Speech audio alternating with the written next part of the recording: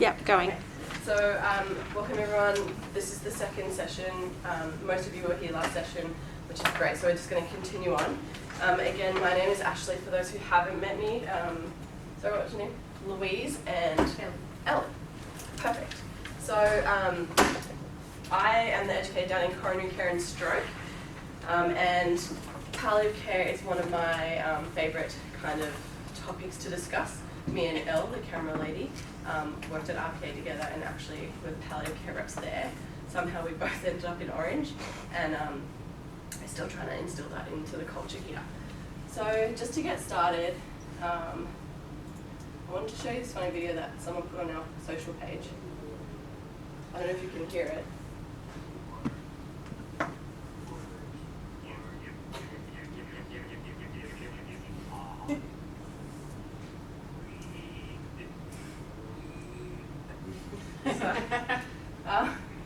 I know a lot of the times we get a lot of new information and you might feel like, oh, yep, okay, there's tons, yep, getting it, yep, getting there, kind of thing. So just something for your enjoyment.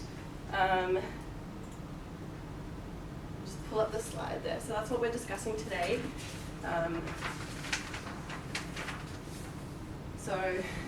The topic today is our nursing interventions for palliative care patients. And last week we talked about pain management as a palliative care intervention. So before I get started, I want to do a welcome to country. So I'd like to acknowledge the traditional custodians of the land we are meeting on today, the Wiradjuri people, and pay my respects to elders past and present and anyone here today that identifies as Aboriginal or Torres Strait Islander.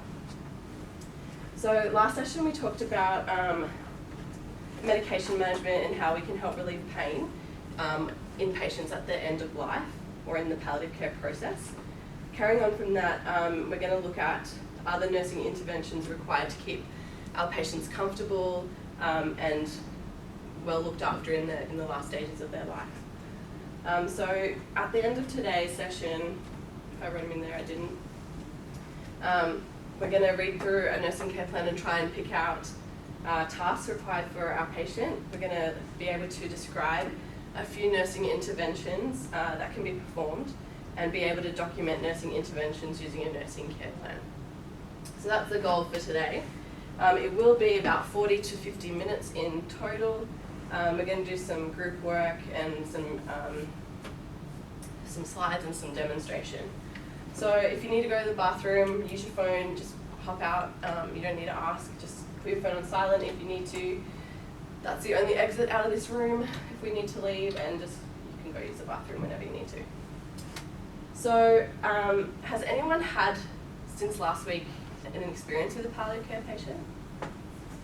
No? Did you have bed 5 the other day? No? Oh, he might have come in on an afternoon. So last Monday, Tuesday, we had in coronary care a palliative patient who came in with end-stage heart failure. And so I was working with my new graduate and we had to put in a butterfly and give some pain medications, exactly what we talked about last week. One of the things that I had to teach her, which I didn't mention for you last guys, which I will mention now, is when you're inserting a butterfly needle, the location of that butterfly is very important. So our patient was very edematous. He had fluid all through his legs and all through his belly. So normally you would probably put a subcut butterfly in their thigh or in their abdomen, right? For this man, we couldn't do that because the medication wouldn't actually work because it's just fluid and it wouldn't seep into his body. So we actually had to choose a different location. So we put it up in his upper arm where there wasn't as much fluid buildup. So just a side note, something important to remember as you go through your practice. But today we're going to talk about other nursing interventions. So patients often have a lot going on and they require lots of different nursing interventions, lots of different medications or different cares. And you know, you've all been on placement, you know how busy it can get and how easy it is to forget something. You know, a patient might ask for a pen and then another patient asks for something else, and so you go do that and you totally forget that they want this pen until they buzz again. So it's really, can be really busy and really easy to forget what we're doing. So having a checklist or a care plan is actually a really good tool to use. Handover sheets, etc., risk assessments, all those things really help help us understand what needs to be addressed. So we're going to do a little activity. So I need 2 volunteers. Yep, okay. Okay. So for the rest of you, I'm going to tell them 10 items. So Keely, you can write down your items. Casey, you can't write down your items. You have to remember them. So I'm going to show you these, and you can write them down, and you have to remember them in your head, and you get 15 seconds to do that. Okay? So everyone else, don't look, close your eyes, because they're going to, not that it really matters, but they're going to try to tell you what they are. So they're your items there in this list. So I will give you a few seconds. So try and remember as many as you can, and I'll count a few seconds.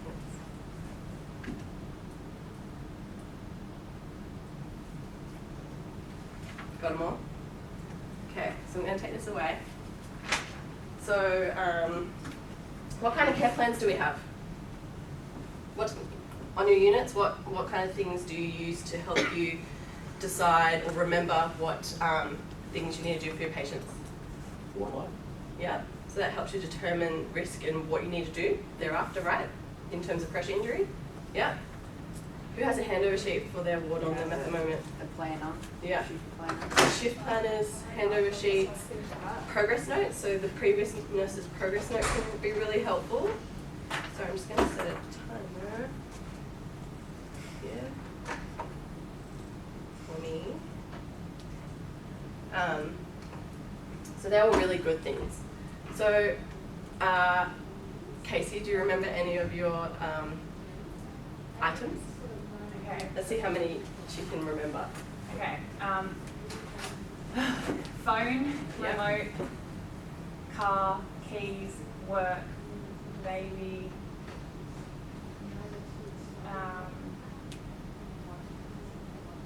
It's 4 more. stapler, Yeah.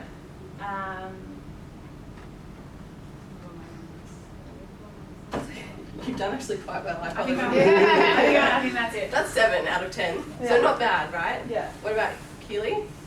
Just tell us the ones that, so I had Bring phone, off your sheet. Yeah, we have shit. phone, pen, stapler, alarm, car, keys, baby, work, remote bus. Perfect. So you got 10 out of 10, right? So that's just a really easy exercise to tell you or to exemplify, you know, we are busy, there's lots to remember, and they're things that we do every day, right? We drive to work, we have a car, we forget our keys. And then there's heaps of things at work we need to remember. Medication, okay, got to change the patient, got to wash them, got to talk to their family, and then you've got times 4 or times 6 because you've got that many patients, right? Imagine if I gave you 6 lists of 10. How much harder would that be to remember? Yeah, exactly. So it's really important. People think care plans are a bit, I don't really need to fill them out, what's the point? But they're really helpful in making sure that the things we don't remember, we can go, oh yeah, that's what it was. If you remember them, that's fine. But then there's always that thing that you can turn back to and look at. So we're going to look at a sample care plan.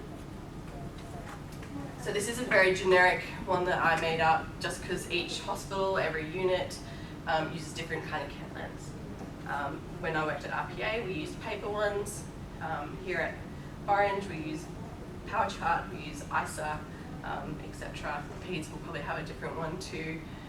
Mental health versus ICU, everywhere you go, there's probably something a little bit different. But this is an example of what you might see in a care plan. So this is an example that I took from ISA, which is our critical care plan. So it gives you options on the left-hand side of things that you may need. You might not always need them, so not everything is applicable to everyone, right? Your mobile patient is very different to your unconscious patient in terms of the needs that they require. Yeah. So some of them might be non-applicable, some of them might have different scores and then therefore different actions required for them. So I want you to maybe go in your groups of 2 and we're going to, I'm going to allocate you each a kind of intervention group, and I want you within your groups to discuss that kind of area, and then what's involved in it, what actions you might, risk assessments that you might do to then find out what you need to do, and then what actions as a nurse that you would implement to kind of help that person on their way to provide good nursing care. So Keely and Cherie, do you want to talk about hygiene? Casey and Ellen, pressure area care. Lewis and Louise, if you want to talk about social needs or spiritual needs, perhaps. So this is in context of the palliative patient, okay? And who do we have back here again, sorry? Cheryl and Kelly. So if you want to talk about nutrition. The only thing I could think of is So there's examples up, a few examples up here, and then once you go through, we can all discuss, and then if other groups know something else, we can talk about that as well. So I'll give you a few minutes to do that. Okay, what was ours again? Social slash spiritual needs, psychosocial, yeah. Okay.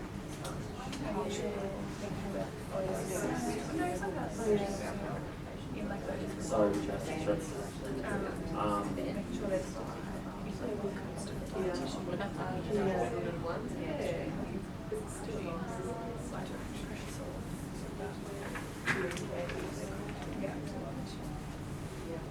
So you can use your little care plan on there if you want to, or you can just write it on the back, just on the blank side. Some examples.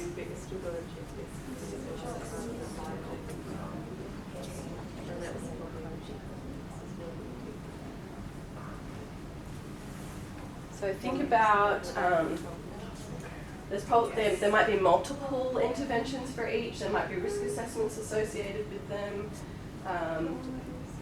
We can involve the family as well, so things that we might have to discuss.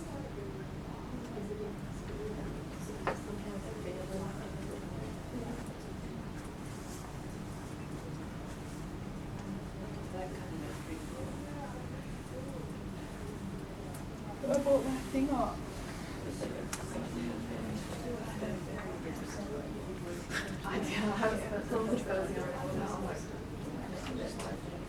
Because it went off when I got in there. What else is there?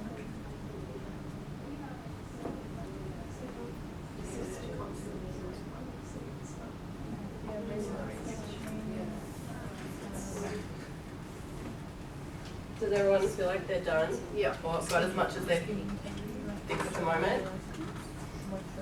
Okay. So again, this is just a sample one, so yours might be, have some of these in them, or they might have different things.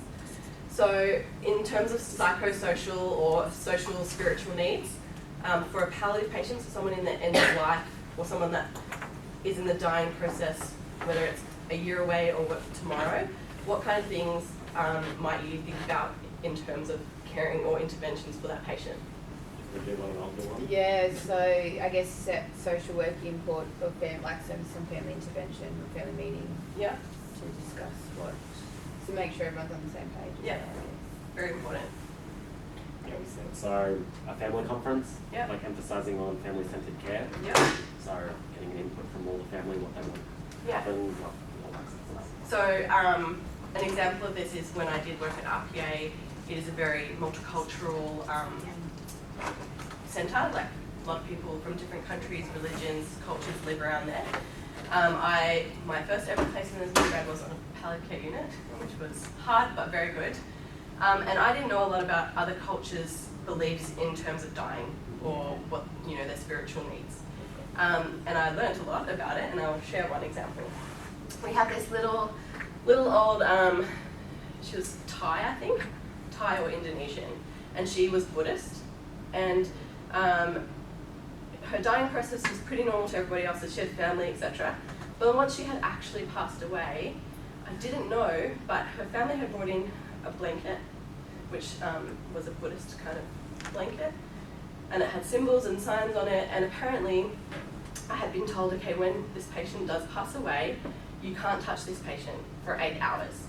You have to leave them there, even if they've got drains in or dressings, and you just put the blanket up to their head, and monks and like priests will come in and they will sing and chant and help that patient's spirit find their way to Buddha's heaven or I don't know what it is, wherever they go. So I didn't know that, and that's a pretty important thing for that patient. That's their whole life's belief, is that they, you know, are to find their way to Buddha's heaven, and that's one of the requirements, is not to be touched, otherwise you disturb their journey. So in where we live here, or like when you're doing a placement in Orange or in the Central West, we have a lot of Indigenous patients, and it's really important to discuss with their families or the patient themselves, what cultural things would you like? Maybe they really would like some music while they're, you know, dying. Maybe they'd like someone to come and give them the last rites. Maybe they would like pictures on their wall of their family. Maybe they would like certain people to visit with them. So family conferences, discussing with a patient about their actual internal needs, not the physical side, is super, super important. Okay. What about you guys? You had hygiene. Yeah. Just about how, you know, they shower, like a bath, like do they need assistance still, or are they still a bed bath? I know when I was at a nursing home, we had a patient that, you know, she was palliative, but we still used to get her up into like a shower. She had to give her a shower because she liked it. Yeah. So just kind of knowing what they want. Yeah, that's really good. And also, you know, that this is, even if the patient isn't fully aware or conscious, if we're still keeping them clean, dressing them daily, you know, making sure, so some things that might be mouth care. So if they're not eating or drinking regularly, they can get really dry mouth, they can get fungal infections. So you want to make sure, you know, they're brushing their teeth, or you're brushing their teeth. You're giving them really good mouth care. Cleaning their eyes out, sometimes they can get really gunky. Make sure they smell nice, because their family's going to be sitting there holding their hand, and you want them, their family member, to see them, that they're looking well in this time. You want them to have a good memory and a good recollection of them in their last days. And if the family want to help or Oh, involved, exactly. then if they want them involved. Yeah, I think that's Because they super want important. nice products, they want Exactly. nice, their own stuff. I think it is super important to ask the family if they want to take part. Sure, it's a nursing intervention, but some families might like to help wash their dad or mum, or give them a little foot rub, you know, do the cream or whatever it may be. I did see a video the other day about a man in Ireland that was passing away, that was from a home, and his carer actually brought in his best suit for him to be dressed in, because that he always liked to be super schmick, and that's what one of his wishes was. So very much so, if they want perfume, if they, you know, brush their hair, shave them, you know, you don't want them looking like a homeless person, because they're probably not. They've probably got a family, and you want their family to remember them how they used to be, not as they are in this, you know, maybe uncomfortable or painful or distressing situation. Nutrition. Possibly the need of a peg tube or TPN, or Yeah. perhaps they just choose not to eat at all. Discuss that with them. Yep. What other things might we consider? I'd say that lots of interactions with the dietitian Yeah. in regards to what they can and can't have, Mhm. and also asking for the family or even the patient themselves what they like to Yeah. eat and what they don't like. Oh, exactly. So this person's, So they actually yeah. So this person might not be in the end of life, in the acutely dying stages, but they might be terminal in their disease progression. So they might have a few months or a year. I know in coronary care we put everybody on a low fat, low salt diet, which isn't fun for anybody. Or patients might be on a, you know, if they had a stroke, they might be on a dysphagia diet that they don't actually like. In this end of life, it doesn't really matter, because we're not really treating their cardiac disease anymore. We're not treating the potential of aspiration pneumonia anymore. We're actually making sure they're comfortable and that they're getting what they need to have a good end of life experience. That might be that they eat their favourite food every single day, no matter what kind of diet they need. It might be that, you know, they don't want food and they just want, you know, a little bit of a, those mouth cleaning swabs. Dip it in a little bit of something and they can suck on that. Sometimes people bring in wine or beer. Have you seen that? Has anyone had that experience? Yeah. Have a final little nice drink before they know that they're going to go. And really, it's up to the patient what they really want. But you don't want them to be distressed because they're hungry. You don't want them to be, unhappy or have, mouth ulcers because we're not adequately making sure that they're eating. If they don't want to eat, we just need to make sure that we document it and that we might be able to provide other things like IV fluids or an NG tube if they can't eat but they're hungry. And that's something we really do need to discuss with the medical team, with the family and with the dietitian. So very good. You guys are last. What did you have? We just have like repositioning regularly, regular aid changes, so making sure that their pads are dry and not soiled. Pressure area care or wound assessments, so check their skin integrity and make sure they're moisturised. And air mattress. Very good. So a lot of them end of life, especially in the final stages of life, will be very uncomfortable. They might have become cachexic. Does anyone know what that means? Cachexic? Did I say it right? When they become they lose all their fat and they look like they die. Yeah. So they become really bony, their bony prominences are really out there, and they can become super uncomfortable. And so it is really important to ensure that we are rotating them, repositioning them. They might want to sleep in a chair all day long, and we have to consider that as well, and then make sure we've got the right equipment. Some people can't lay down flat because of, in my field, because heart failure is too much fluid, so they'll sleep upright. So we have to make sure that we're doing everything in our power to make sure that we're not adding to their pain. However, sometimes in the end of life, patients' families, especially if they're unconscious, will ask not to disturb them. And that's totally fine again, because if they are actively dying, they only have a day or two left. We're not preventing, there's no point preventing a pressure injury. That's not our goal at that point. It's to make sure that the family and the patient are having the best experience. So really it's about clinical judgment and making sure that your patient is getting the best care possible. So that's some really good examples. And they're things we do whether our patient is palliative or not, but there are a bit more things to think about when they are palliative. So we're going to, each of you got a sample care plan. And what I'm going to do is I'm going to show you so they're the sample interventions. These are some example patient notes. So what I want you to do from this is to be able to read through somebody's notes or a risk assessment or a verbal handover or something that a family member has told you. And I want you to be able to identify the needs of that patient. So this is one example of a method, but the other ones I explained are also examples, like risk assessments and nursing handovers to the patient themselves. And we need to learn to identify patient needs in a variety of ways so that we can identify the appropriate nursing care and interventions that are required. It's also important that we document these needs in a specific care plan, which is why you've got that one there. So this is just our template that we're going to use for today. But like I said, there's a lot of variations in care plans, but they usually will have the same generic kind of subheadings.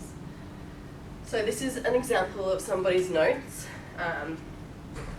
So the patient has end-stage heart failure and is for palliative management. They're edematous, do you know what that means? Yep. And they have leaking lower limbs, which happens frequently when they're super edematous.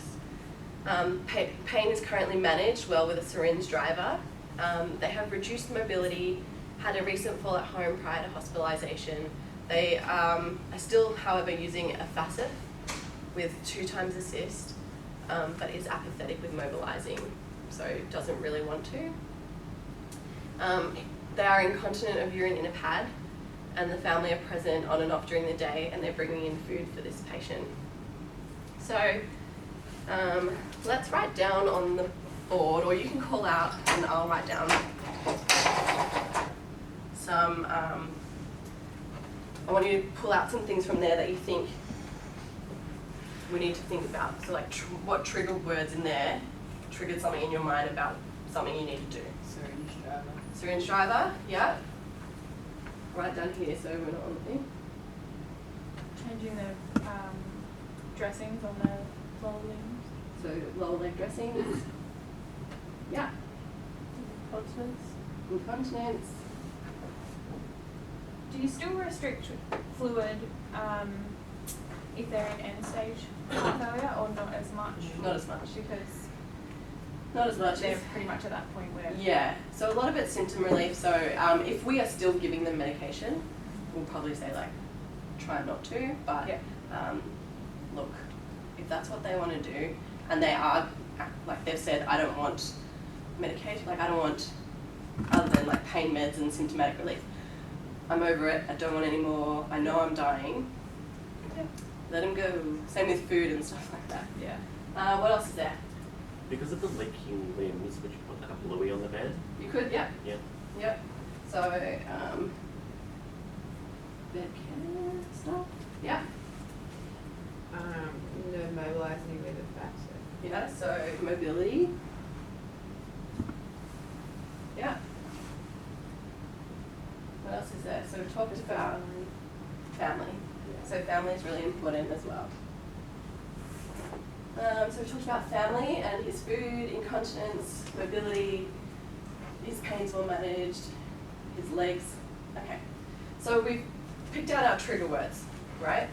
What are we going to do about that? So what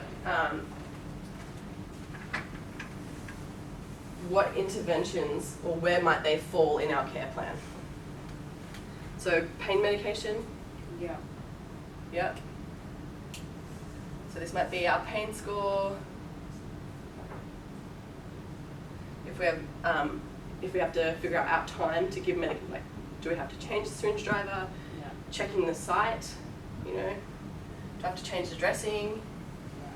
Do I need to put in a new one? Is it been 7 days? Etc. Good. What about? Sorry, what were you going to say? Going back to pain, is there something to do with breakthrough pain? Yeah, so there's PRN as well. With what? PRN? PRN, Yeah. So with syringe driver, it's continuous, but they might also need breakthrough. So at the moment, whoever wrote this last note before you came onto your shift said, oh yeah, pain's well managed, you've got a syringe driver. But you might come on, you still need to do a pain score, assess their pain.